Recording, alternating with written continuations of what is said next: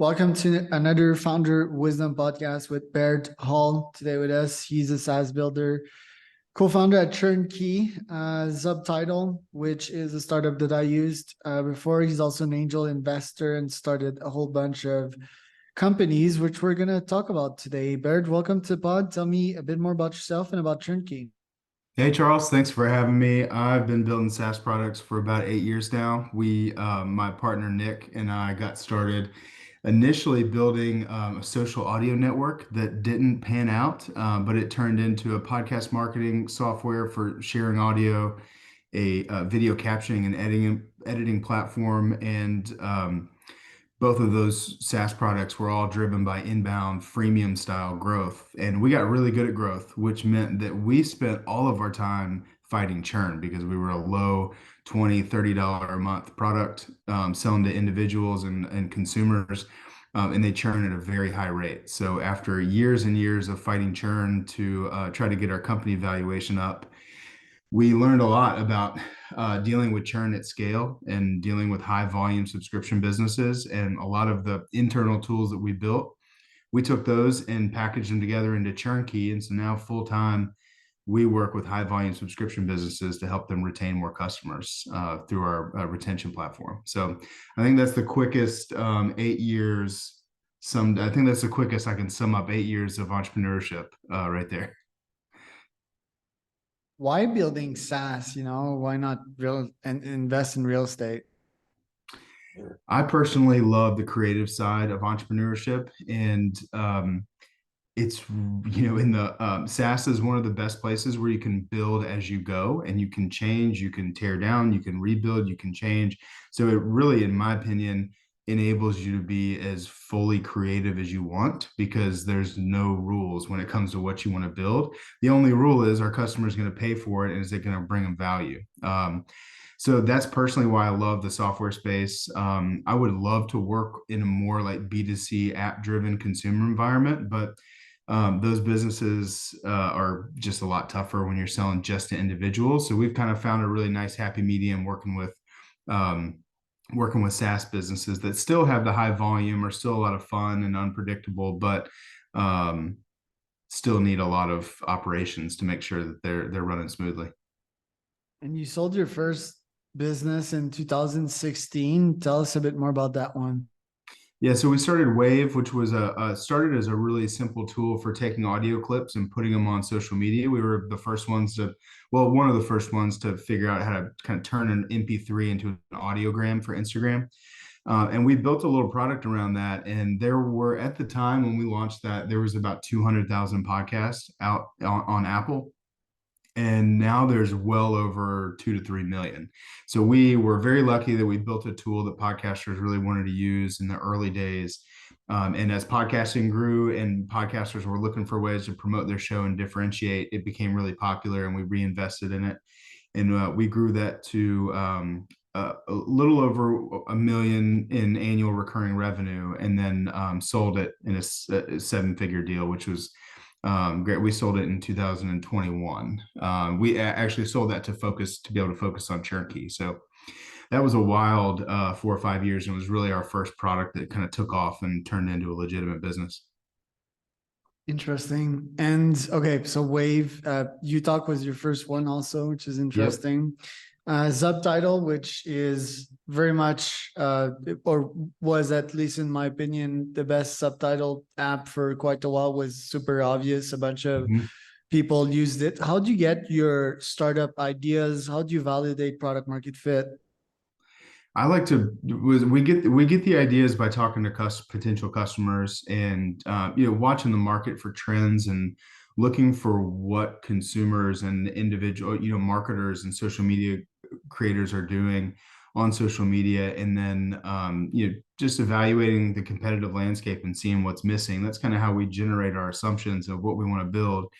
But we really use direct sales as early as we can to validate the product and what's going to work. Even if it's just, a lot of times the early days, it was multiple emails with a podcaster to close a $10 subscription on Wave, or same thing with Subtitle with video captioning. It was just so early days, we weren't sure if people really wanted to do it or what they wanted the video captions to look like. So really using a direct sales model, regardless of price, just to validate it. And then after we had about 30, 40 customers, we kind of launched the first subscription self-serve plan. And then it's a lot of, in those businesses, really high volume. It's a lot of chat support. It's a lot of talking to customers as they're working through the product, asking them questions, helping them out. We've always, in all of our products, really, really supported our customer service reps to make sure that they are getting us the information we need on what we need to do within the product, what's working, what's not working. So that's kind of the short story on how we try to do all that. At the end of the day, it's working as closely as you can with people and figuring out what they're trying to achieve and what they, what they want your product to do for them, and, trying to match that up with what you have. And what's your definition of product market fit? Like, when do you know you have something special?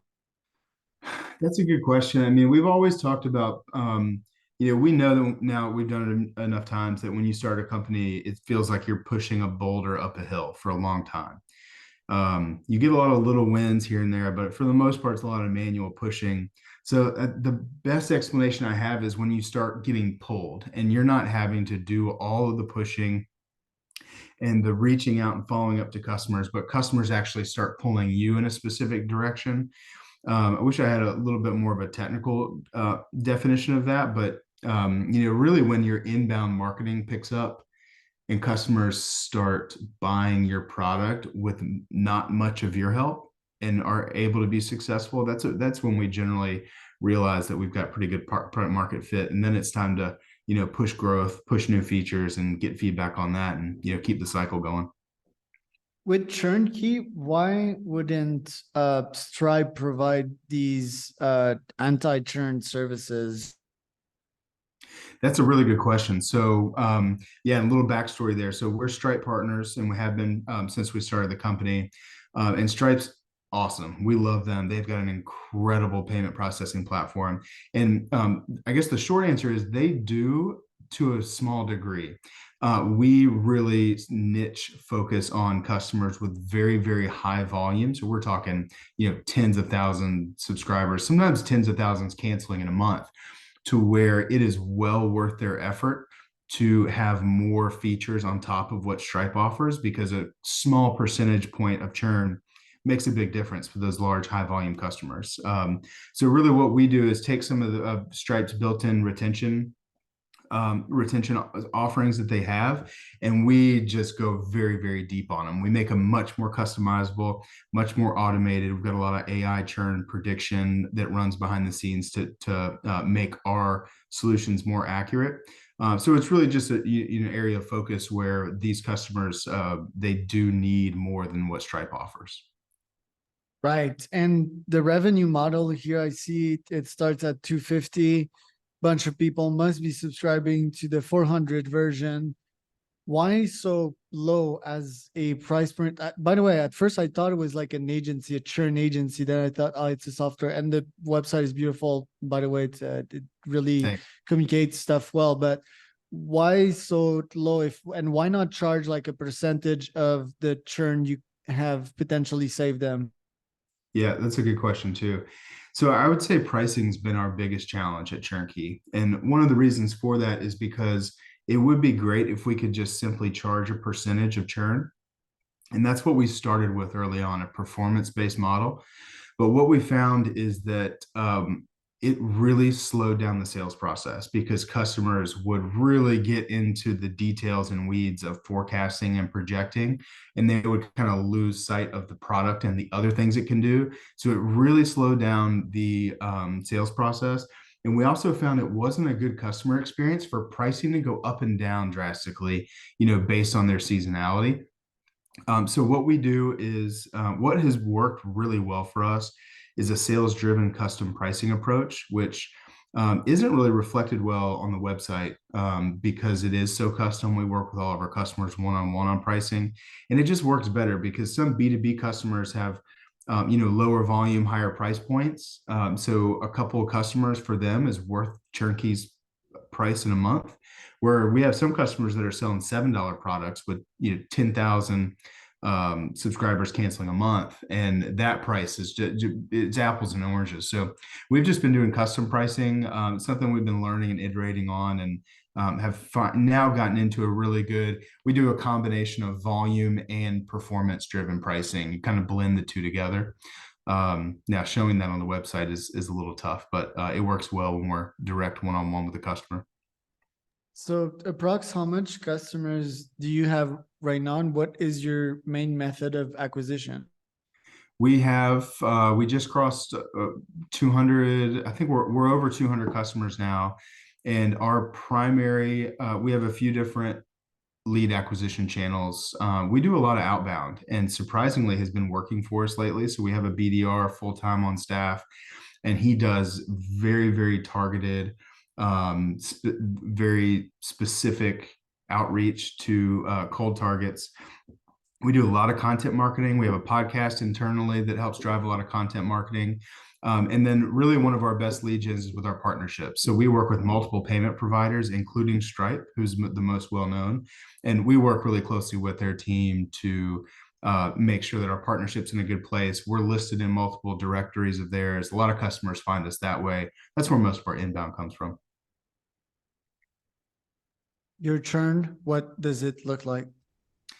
It's interesting. At ChurnKey, we would be a bad fit for our own product because we have net negative churn, so actual positive retention. So we do have we'll have a customer to cancel each month for various reasons, usually because they're going out of business at that stage. But overall, our accounts grow larger than they retract, which is a completely different business than the ones we've had before, where it was 7, 10, 12% churn, and very easy to acquire customers, very hard to retain them. ChurnKey is the opposite. It takes a lot of effort to get a customer through the sales process and activated and implemented.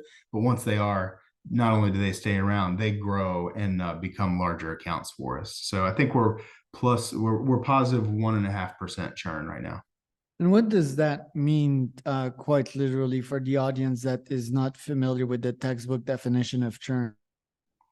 Yes, so churn is generally, there's revenue churn and logo churn. So, how much money are you churning out on canceled subscriptions versus how many customers are leaving per month from canceled subscriptions. And generally for most businesses, that's, B2B's 2 to 5% churn. You're generally churning out 2 to 5% of your revenue a month.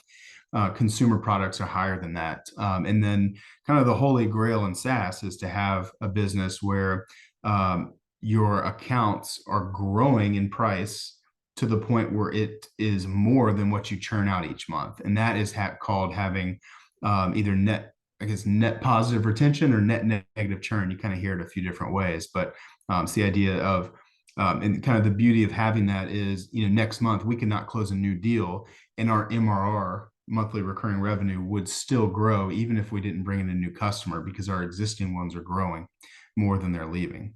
So it's definitely a nature of being very B2B. It's a very business to business sale that we have, where we work really close with our customers. They implement our software into their Stripe ecosystem of technology, which means that we get very closely linked with them, and results in us, just working really closely and them staying around a long time. There's a lot of co-founders at ChurnKey. So how did you choose them, and how do you make sure that they keep on punching above their weight class and keep on bringing meat to the fire? Yeah, good question. Yeah, it is a little unique to have 4 co-founders. This is the first time that this is our first company where we have had more than 2 to start the company. The big advantage is we got to start with a lot of talent. We had all 4 very experienced. We've built multiple businesses in the past, which has been great. The downside is you have 4 very strong-willed founders that all want to, make decisions. So we have to be very diligent about communicating. And one thing we try to do is make sure that we're making collaborative decisions, and we're not just all running off in different directions, but we meet once a week for an hour and really, go through everything. What makes it work is an extreme high level of trust, where we meet together for an hour on Monday, and then everything else is async the rest of the week. Everybody's doing, taking care of their responsibilities, and we're trusting each other to do those things. And it was definitely tough in the first year and a half, but now we're growing so fast. It's just all hands on deck all the time. So everybody sees the vision. That's also something that's been important is communicating that with each other of what kind of business we're all trying to create and what all four of us have to do to get to that point. And setting aggressive annual goals also has been a really helpful tactic for making sure everybody's staying on top of it. How do you separate your time as a dad, as an entrepreneur, as someone that is balancing many plates on a daily basis? In progress, trying to get better at that. Now that I have a second kid, I've got a 4 and a 2-year-old right now, and they're amazing. So I have much less time to work. I can't work nights like I used to love doing. Used to be able to work from 10 to 1 a.m. and when everybody else was sleeping and get ahead. What really makes my day work is unstructured, deep work in the morning. So 1 to 2 hours of no interruptions and no meetings and full creative focus in the morning of the day, because that is personally when I'm most energized and feel like I have the most intellectually to give. And then letting meetings start after that point, because for us, once we start doing our demos, we start jumping on sales meetings. You can't really get super strategic on long-term vision. We're just moving so fast, closing deals, working with our sales team. So really trying to set up my day to have unstructured, deep focus sales meetings. And then every day, I go to the gym at lunch at 12, and that is my 1 hour to decompress, make sure I'm staying healthy and taking a little break from work. It kind of helps split up my day to where my afternoon is usually generally more meeting heavy. But with kids and responsibilities getting older, it's we have to do more work in less time. So just trying to be as efficient as we can. What will be your top goals for next year? We want to double the business next year. So, going from 200 customers to 400. We also have aspirations. We started closing our first enterprise deals this year. So working with some larger customers. And we now see a path for having a little bit more of an enterprise sales motion next year. So going up market, doubling the company. And we've got a lot of hiring to do as well. So we need more customer support team members, more sales members. And we think that's going to probably keep us busy. Also, we're launching new products like this week. We're launching precision retries for Stripe, reactivation campaigns, and an AI churn prediction health model. So we've got new products launching. We got to sell those, package them. So next year will really be about like expanding our platform into multiple products, going up market, and trying to double the business. That's the goal. An exit like profit well in less than 3 years? If it had, we wouldn't turn that down, but that's not the plan. We're all at a stage where we've built and exited companies in the past, and this business, we see a very long time horizon. And so we're taking a 5+ year approach. We really want to, run this business for the long haul, and we'll see what happens when we get to that point. But no short-term acquisition strategies. We're too tired to go down that road again. Right. Where can people find out more about you, Baird? So personally, if you want to find me on LinkedIn, as of last week, I'm the only Baird Hall on LinkedIn, so it should be pretty easy to find there. Look us up, churnkey.co. You can find us on LinkedIn, Twitter as well. I'm not really on Twitter much these days, so LinkedIn's probably the best place to connect with me. I'd love to chat. If anybody wants to talk SaaS startups or investing or retention, feel free to reach out.